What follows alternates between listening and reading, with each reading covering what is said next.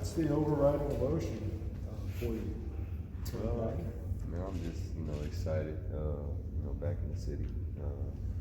A lot of years, put in here, from being from Seattle, long ways to, this being a home for me, always be a home for me. So, I'm more just excited to come play and, try to get a win and get out. You look at the guys that you left behind, and they spoke very highly of you yesterday in terms of your legacy, teaching them to be competitive and to reach out to the new guys like you did so for so many of them. Is it tough to see what they're going through right now? Or? I mean, one, that's just a natural thing for me, no matter where I be, where I am. I always try to, help, the person next to me. And I also try to take from them, because we can all learn from each other, no matter how old we are. So, where they're at right now, at the end of the day, they're with Greg Popovich, a great guy, and he's going to continue to teach them how to play the game the right way. So, whether guys are here or you're elsewhere because of the business, you will know how to play the game the right way and also know how to be a great person. Obviously they draft and, sign free agents, with high character guys. So, there's a lot of great things to take from it. So, I'm not too worried about it. It's a change, it's a difference that's been going on. If you look at the last 5 years in San Antonio. So, at the end of the day, I believe, that it'll get back to where it needs to be. When the Spurs were in Atlanta, we saw you go over, talk to Pop, and then post-game you were able to chat with him a little bit. What has it been like to be able to kind of catch up with him and have that relationship with him? I mean, that's just something that will last forever.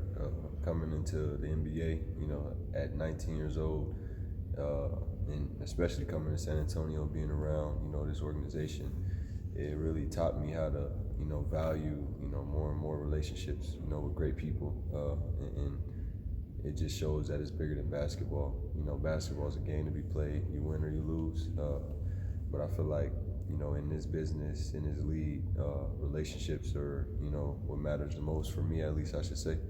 And, somebody like him, he's a motivator, a father figure to me, somebody that I put in countless days, months, years, with. So, I love him. I know he loved me. And it was great to see him, and I just can't wait to see him again. You've played with Keldon and Trey. You've given them advice. How do you feel like they've grown as players since you've left? I mean, they grow, and I expect them to continue to grow, as, human, as basketball players. Like I said, the Spurs draft, high character guys, number one. I think that's the importance, number one. And then, basketball side, they're both learning the game. They're getting in, positions to where, they start, they could be the guy, and, there's going to be ups and downs. And I feel like they're handling it well, from talking to them, texting on the phone. When I see them, they're always smiling, always working. So they just got to keep the main goal, and that's continue to work and learn. There was some comments on social media several months back, and first of all, I don't know if they were real or not because social media can be botched sometimes, but it said that you had said to a Spurs fan that the Spurs system, the way that it's going, they're going to be losing for the next 15 years and it's bigger than basketball. Do you still feel that way today, if that's a real comment? Well, you was the first one to come, huh? You was going to let it out. I mean, people don't realize, like, we're human at the end of the day. People try to make us athletes, not just basketball players, just athletes, some superhuman that got money and fame, and, they can only do certain things. They try to limit you to what you can do, what you can say. And, as far as like me speaking my truths about my experience, that's what it was, what I came out and said about my experience, and, even stuff like that. Those are just emotions, people get mad, whatever. But at the end of the day, like, this is a place that gave me the opportunity that nobody did at that time. You know what I'm saying? So, at the end of the day, I wish them the best. I want the best for them, but I still won't change or, take back from my experience, of what I had to go through. And a lot of people, that's here, been here. I seen you come out and say some stuff, just about, you know, just it's okay for us to speak. Me you know, too, what I we said go that through, too. You know what I mean? Yeah. So, you know, at the end of the day, there's no ill feelings to nobody. I still talk to all them guys. You know, social media is social media. Yeah. I feel like, well, this is just my feelings. You know, as fans, people that are fans of you, they, you know, love your story, your background, and the things you came from. Do you think that's maybe one of the reasons why you feel like you were treated differently is because of your past? I mean, all of it's a part of it, and it's like, for me, I try not to guess how other people feel or, you know, why I went through this or went through that. Like I said, my truth was my experience, and it's different from every single other person, player, you know, in this game. We all got our own, you know what I'm saying? So at the end of the day, I took more positives than negatives from this situation. And like I said, it helped me value relationships more and more. It taught me, you know, how to play the game basketball even way more than I already knew how. And like I said, the relationships is what lasts forever. So social media is gonna do what they do. And one thing about me, you can have whatever opinion you want. You're allowed, it's appropriate to like me as a player, not like me as a player, like me as a person, not like me as a person. And, you know, that doesn't faze or bother me, because I know it's a world, you know, freedom of speech, and we're all our own humans. So, you know, at the end of the day, I love San Antonio. The real fans know I love them. And I just feel like the fans believed in me a lot more than, you know, ever. So that love will always be there. And as far as goes the organization, I love them because, like I said, they gave me an opportunity at that time that nobody else did. Is it tough at times as an athlete? You know, media wants you to speak frankly, but when you do, you know, you get blasted. Not really, because like I said, me, man, I got tough skin. I come from way worse than, you know, social media or, you know, all this stuff. I'm really thankful and grateful for where I'm at in life as a man, a father, a basketball player, family man, however you want to put it. And like I continue to say, you know, social media is social media. It's that thing for a reason. You know, it's not real life.